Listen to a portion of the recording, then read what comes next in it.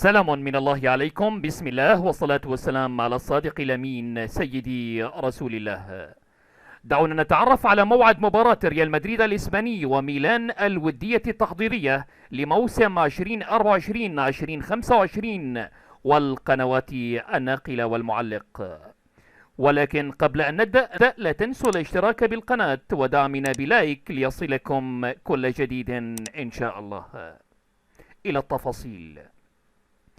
يبدأ النادي الملكي ريال مدريد الإسباني استعداده للموسم الجديد ويستكمل مبارياته في المعسكر الخارجي بالولايات المتحدة الأمريكية تحت قيادة المدرب المخضرم كارلو أنشيلوتي الإيطالي بمباراة قوية أمام ميلان. موعد مباراة ريال مدريد الإسباني وميلان الإيطالية الودية هو يوم الخميس 1 أغسطس 2024 على ملعب ستولجارد فيلد. ومن المنتظر أن تنطلق صافرة بداية المباراة في تمام 3:30 صباحا بتوقيت المملكة العربية السعودية وجمهورية مصر العربية، 4:30 صباحا بتوقيت الإمارات العربية المتحدة.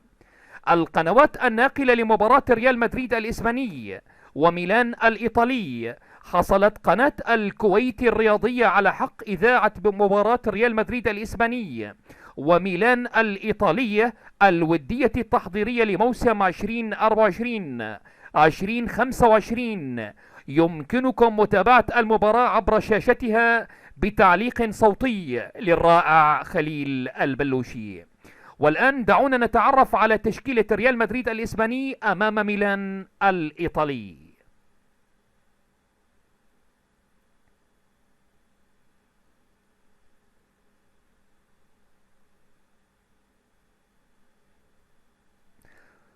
وإليكم تشكيلة ميلان الإيطالي المتوقعة أمام ريال مدريد الإسباني.